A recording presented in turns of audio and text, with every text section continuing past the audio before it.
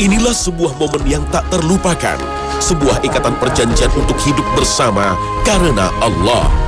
Sebuah niat suci untuk menempuh mahligai rumah tangga, sakinah, mawaddah, warahmah, yaitu sebuah keluarga yang dibalut cinta kasih karena Allah. Namun apa jadinya jika cinta ternyata diperbudak oleh syaitan?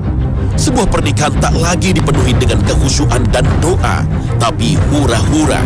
Bahkan ada sebuah cinta yang nista, dibeli dengan menggunakan sihir. Cinta yang dipaksakan karena nafsu angkara murka. Inilah pelet. Ketika cinta ditolak, dukun bertindak. Kita tak bisa menutup mata. Masih ada di antara kita yang terjerumus pada kesesatan, meminta bantuan jin untuk melakukan tipu daya pada manusia. Bangsa jin merasuki jiwa manusia, menanamkan rasa cinta yang liar, tak terkendali. Akal sehat tak lagi berfungsi, seolah-olah ia lupa diri karena bisikan gaib. Hati yang tak berzikir dengan mudah dirasuki syaitan. Lisan yang tak dibasahi ayat-ayat suci Al-Quran dengan cepat disusupi syaitan. Begitu pula seluruh anggota tubuh yang tak akrab dengan wudhu, gerakan sholat, dan amal kebajikan lainnya tak sulit bagi setan untuk menaklukkannya. Waspadalah, banyak jalan menuju syaitan. Tutuplah semua pintu syaitan. Orang yang mudah marah, sombong, gila pujian, dan sering pamer diri, mudah dirasuki jin. Orang yang gila dunia, banyak mengkhayal, sering berprasangka buruk serta mudah galau, tak punya benteng untuk melawan tipu daya jin. Jika kita punya hubungan tidak harmonis dengan orang tua, pasangan hidup atau anak-anak, segeralah perbaiki. Jika kita pernah sakit hati atau pernah dihianati, jangan biarkan dendam menyelimuti diri. Maafkanlah, seraya berdoa Allah Ta'ala memberinya hidayah. Karena itulah salah satu pintu yang mudah ditembus oleh syaitan. Orang yang hidupnya sabar dengan takdir Allah, selalu bersyukur dengan nikmatnya, dan ikhlas karena Allah dalam beribadah, niscaya hidupnya akan lebih bahagia. Dan inilah senjata ampuh untuk melawan berbagai godaan syaitan. Innahu laysa lahu sultanun 'alal ladzina amanu wa 'ala rabbihim yatawakkalun. Innama sultanuhu 'ala alladhina yatawallawnahu walladhina hum bihi musyrikun.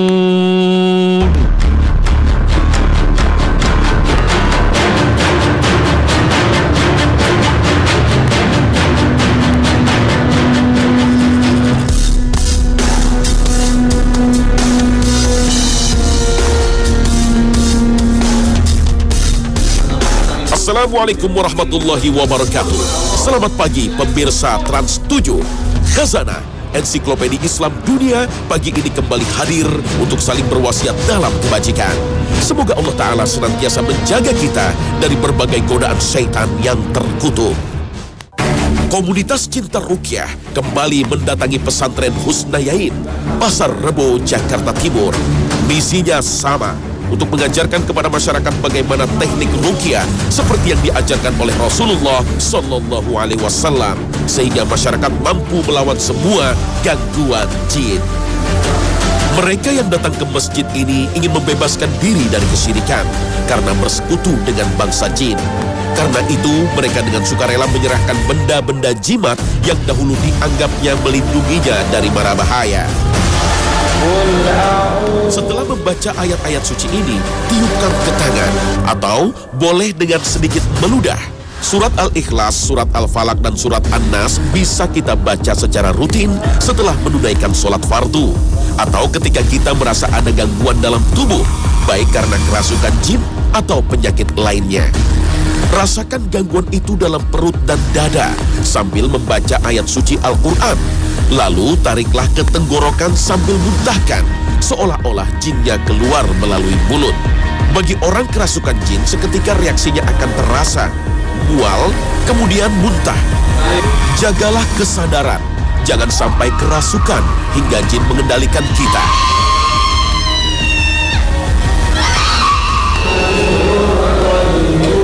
ayat kursi dibacakan Ustadz Adam Amrullah, reaksi peserta pelatihan ruqyah mulai terlihat bermunculan. Selain muntah-muntah, juga ada yang gemetaran dan menjerit. Inilah tanda-tanda para jin yang bersarang di tubuh manusia mulai kepanasan. Jika ada peserta yang histeris, tangani segera dengan dibacakan ayat-ayat suci Al-Quran langsung ke telinganya. Pelatihan ruqyah syar'iyah sejatinya bertujuan agar makin banyak yang bisa meruqyah, baik dirinya sendiri atau orang lain. Bahkan suatu saat mereka bisa berbagi cara ruqyah mandiri ke orang lain. Peserta dilatih untuk meruqyah secara berpasangan dengan mengusap punggung dan menepuk-nepuknya. Selain itu, satu orang diruqyah bersama-sama. Selain dibacakan ayat suci Al-Quran, juga dilakukan berbagai teknik ruqyah seperti pemijatan di beberapa titik tubuh. Karena biasanya jin bersarang dan berkembang biak di aliran darah besar. Beberapa pasien serius sengaja dipisahkan, kemudian ditangani sendiri oleh Ustadz Adam Amrullah. Bahkan Kiai Khalil Ridwan, pimpinan pesantren Husnayain, yang juga Ketua Majelis Ulama Indonesia, ikut memberi nasihat. Apabila kita banyak kosong, itu jin ada kesempatan untuk mengganggu kita dan tidak berusaha masuk ke dalam tubuh kita. Oleh karena itu tidak boleh kosong. Ya, fadzakir fa inna dzikrata tanfa'ul mu'minin. Berzikirlah. Kamu zikir itu sangat bermanfaat buat orang-orang yang beriman. Asih, salah seorang peserta pelatihan yang histeris selama proses ruqyah, mengaku memiliki rasa dendam terhadap ayahnya yang telah menyiksa dan menelantarkannya. Sejak itulah ia sering melamun, hingga jin pun dengan mudah menyusup ke dalam tubuhnya. Proses ruqyah pun dimulai, namun yang lebih dulu bereaksi justru ibu angkat Asih. Tangannya gemetar, terus gemetar. Inilah tanda ada gangguan yang aneh dalam tubuhnya. Ya, dan ketaatan kalian kepada Allah keluar lewat muntah. Bismillah. Allahu Akbar, keluar lewat muntah. Keluar lewat muntah. Keluar lewat muntah sekarang. Bangsa jin yang mendiami tubuh ibu tiga anak ini tak tahan mendengar bacaan ayat suci Al-Quran. Mereka pun keluar melalui muntah. Setelah kesadaran kembali pulih, ibu ini pun mampu membaca syahadat. Ya, keluar. Namun setan tak mau berdiam diri. Pemimpin jin ingin kembali menguasai tubuh sang ibu.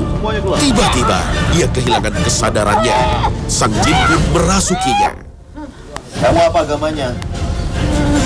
Kamu Muslim? Gak ada agama, ya. Ada berapa pasukan di dalam tubuh ibu ini? Ada berapa? Berapa banyak?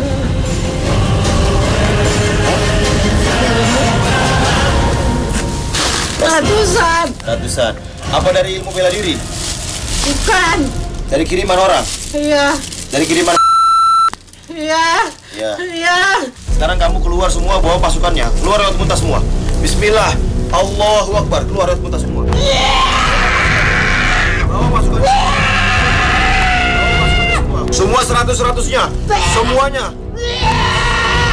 Kalian sedang pergi ke Mekah sekarang semua. Belajar agama Islam di sana. Tawaf di sana. Sedikit saya bisa mengendalikan karena saya selalu ingat kepada Allah. Saya takut.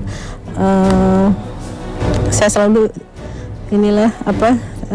mengingat Allah, takut saya masuk lagi. Rasanya saya lebih lega gitu. Sepertinya ada beban dalam diri saya yang keluar karena baru pertama kali ini saya diruqyah. Nah, suatu ketika di rumah saya didatengin bola api lewat masuk ke dalam rumah saya. Pembantu saya yang ngelihat, Bu, tadi ada bola api masuk. Jadi saya pikir apa ini yang dibilang santai, terus badan saya dibikin busuk, bau busuk. Ibu ini sewaktu muda dulu dinikahi dengan sihir pelet. Rasa cinta yang dipaksakan dengan merusak akal sehatnya. Ini berlangsung selama 10 tahun. Inilah salah satu kejahatan sihir. Siapapun bisa terkena jika tidak tahu cara menangkalnya. Bahkan, kejahatan jin bisa menimpa orang tak berdosa seperti yang dialami gadis ini. Ia tidak punya musuh, tapi jin yang pandai berbahasa Inggris ini pun iseng merasuki tubuhnya karena ia sering melamun dan frustasi dengan hidupnya. Melinda. Yes. Melinda, from what country? You don't know? Udah keluar semua. Jangan bohong sama saya lah. Bahasa Inggris kamu pas-pasan. Cinta adalah tabiat manusia yang dianugerahkan oleh Allah Ar-Rahman Ar-Rahim. Manusia memiliki kebutuhan untuk saling mencintai, saling peduli dalam rasa kebersamaan, baik dalam kehidupan sosial maupun rumah tangga. Hidup dianggap terasa hampa tanpa cinta. Namun, cinta bisa berubah menjadi bencana saat cinta berwujud nafsu angkara murka. Cinta bukan lagi sikap untuk berbagi sama orang lain, apalagi mendahulukan kepentingan orang lain. Saat ini, cinta hanyalah ego manusia yang menghalalkan segala cara untuk kepentingan dirinya. Tak peduli caranya, telah mencelakai orang lain.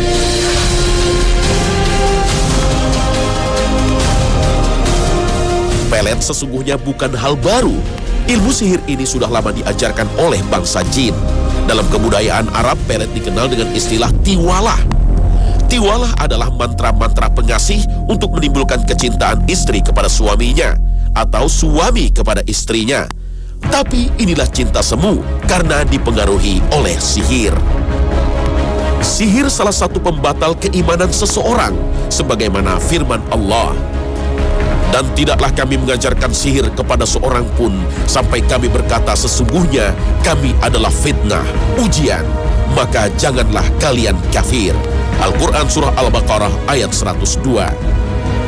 Menurut Al-Hafiz Ibnu Hajar dalam kitabnya Fathul Bari, bahwa ayat ini merupakan isyarat mempelajari sihir adalah perbuatan kufur. Begitu pula mengamalkannya.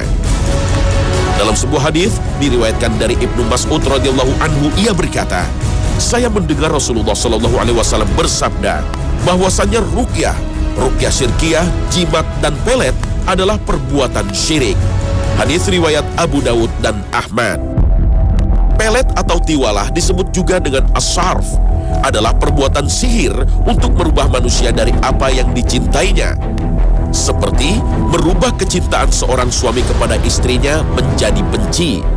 Atau sebaliknya disebut al-ataf, yaitu perbuatan sihir untuk merubah kecintaan seseorang dari apa yang tidak dicintai menjadi cinta dengan cara-cara syaitan.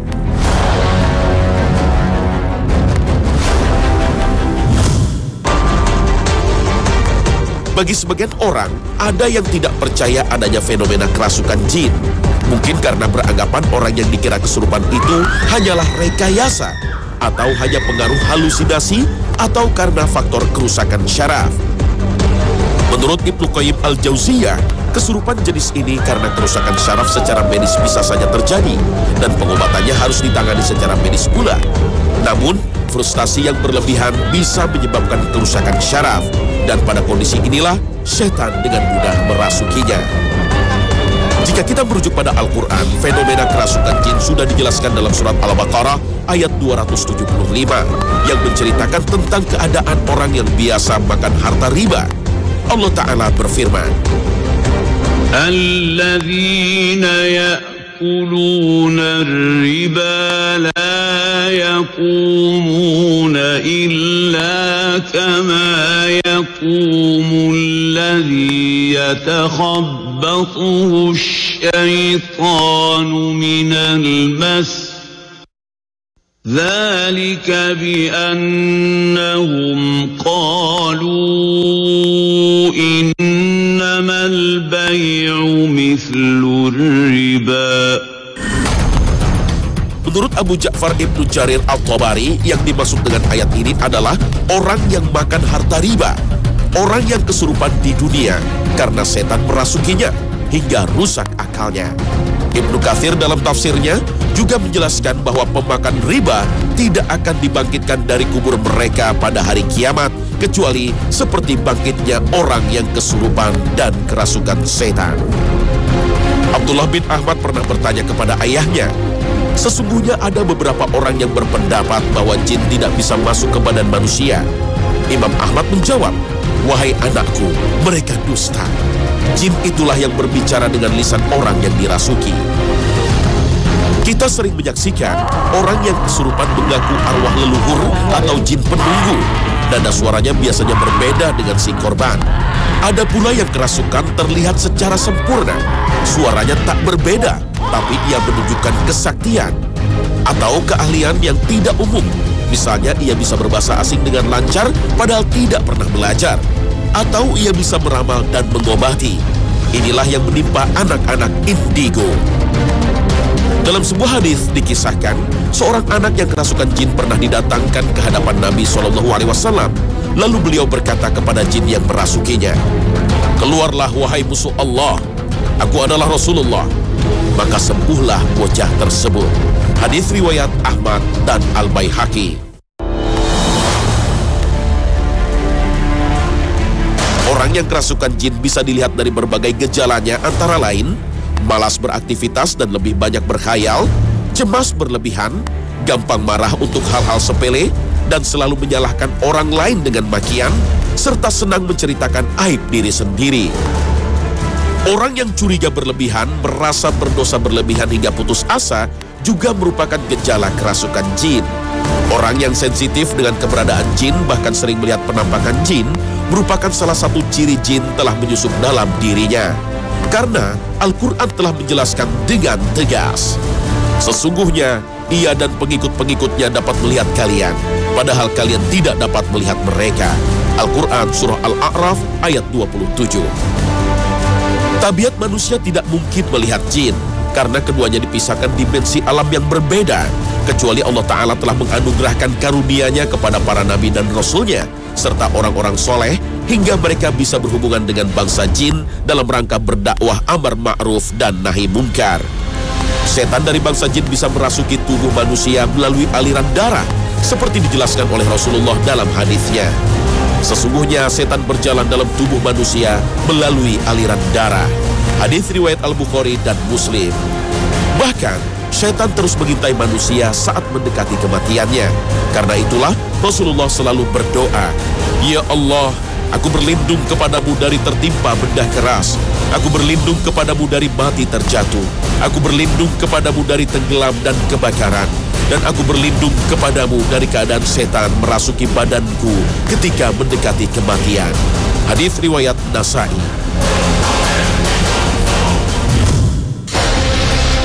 Surah An-Nas dan Surah Al-Falaq yang disebut Mu'awwizatain merupakan dua surah dalam Al-Quran untuk meminta perlindungan Allah dari godaan setan, baik yang berwujud jin maupun manusia. Rasulullah SAW memberi contoh untuk selalu memanjatkan doa dalam setiap kegiatan, termasuk ketika Rasulullah mulai beranjak ke tempat tidur. Rasulullah selalu membaca surah Al-Ikhlas, surah Al-Falaq, dan surah An-Nas. Sambil membaca surah itu, Rasulullah menampungnya ke dalam kedua telapak tangannya dengan hembusan, lalu mengusapkannya ke muka dan kepalanya dan seluruh tubuhnya. Orang yang tidur tanpa berdoa lebih dahulu lebih mudah diganggu setan. Ia biasanya mengalami ketindihan, sering mengigau, melakukan gerakan mengunyah dengan keras hingga beradu gigi, atau sering mimpi buruk, seperti mimpi terjatuh dari tempat tinggi, dikejar binatang seperti ular, anjing, atau binatang buas lainnya, atau mimpi bertemu jin yang mengaku arwah nenek moyang. Semuanya termasuk gejala gangguan jin. Jika peristiwa ini seringkali berulang, inilah tanda jin telah menyusup ke tubuh Anda. Segeralah meruqyah dengan ayat-ayat suci Al-Quran, baik meminta bantuan para peruqyah syar'iyah atau melakukan ruqyah mandiri. Komunitas Cinta Ruqyah salah satu di antara komunitas yang aktif membagi ilmu dan pengalaman ruqyah kepada masyarakat, terutama untuk kaum perempuan, karena mereka yang lebih banyak menjadi korban.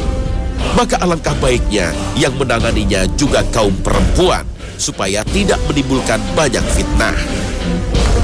Inilah salah satu contoh komunitas peruqyah perempuan yang tengah dibina oleh Ustadz Adam Amrullah. Korban sihir dikelilingi para peruqyah sambil dibacakan ayat suci Al-Quran. Kemudian beberapa titik di tubuhnya dipijit dan ditepuk-tepuk. Kemudian disembelih dengan tangan. Tentu hal ini tidak bisa dilakukan oleh kaum laki-laki, kecuali dalam kondisi darurat. Tak ada peruqyah dari kalangan perempuan. Jika jin sudah kesakitan, bisa lari ke bagian tubuh lainnya. Dengan ruqyah berjamaah ini, diharapkan semua tempat jin bisa ditekan untuk mengusir jin. Reaksinya pun mulai terlihat. Bismillahirrahmanirrahim.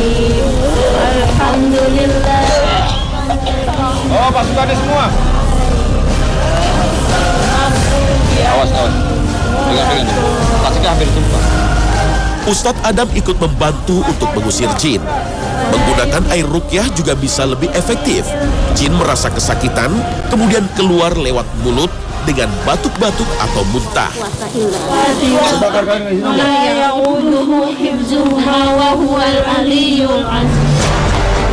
Dua perempuan yang tengah diruqyah ini memiliki kasus yang berbeda. Perempuan satu ini mengaku kemungkinan kena santet. Apalagi suaminya pernah belajar ilmu kanuragan, hingga jin bisa saja berpindah ke istrinya dengan tujuan ingin mengganggunya. Sementara perempuan lainnya, Bega, bukan nama sebenarnya, kerasukan jin laki-laki yang mengaku mencintainya. Karena itu ia selalu berusaha menggagalkan rencana perkawinannya. Jinnya pernah ngomong, selama ini nggak pernah mau kalau ditanya tuh nggak pernah ngomong, tapi setelah diruqyah dia mau ngomong. Dan dia emang tidak menghalangi saya untuk menikah. Dia tidak mengizinkan saya untuk menikah. Derita yang dialami Bega awalnya dikira penyakit medis. Karena tak kunjung sembuh, ia memilih pengobatan alternatif dengan mendatangi ustaz yang prakteknya tak lebih sebagai seorang dukun. Dibawa ke orang pintar, kikun lah istilah, kalau dari Ustadz Adam ke kikun, Pak Haji, tapi ternyata dukun. Nah, saya ngikutin, ternyata kikunnya bilang kalau aku ketempelan. Jadi dikasih minuman anti santet gitu. Terus ternyata aku tahu dari teman itu nggak benar, akhirnya berobat ke tempat lain dan beberapa kali gitu. Akhirnya gangguannya semakin meningkat gitu, dari fisik ke perasaan, galau berkepanjangan gitu. Komunitas peruqyah perempuan begitu diharapkan bermunculan karena kaum perempuan lebih sering menjadi korban sihir. Itu karena wanita cenderung memakai emosinya di saat menghadapi masalah. Banyak jadi saya meruqyah beberapa teman-teman yang kasusnya itu masalah remaja, terus masalah kepada orang tua yang tidak harmonis. Jadi merusak ada penyakit di hatinya, sehingga kemudian jin itu mengganggu. Ketika dia terlalu sedih, terlalu galau, maka jin itu mengganggu. Ruqyah syar'iyah itu sebenarnya mudah. Bacalah ayat-ayat suci Al-Quran dengan keyakinan dan niat untuk mengusir jin. Insya Allah akan menolong kita. Kuatkanlah tauhid dengan selalu berlindung pada Allah Ta'ala. Bertaubatlah dari perbuatan syirik dan jauhi maksiat. Lalu hidupkanlah sunnah Nabi. Jangan sekali-kali bersekutu dengan jin dengan mendatangi para dukun. Waspadalah, karena banyak dukun yang kini mengaku sebagai ustaz.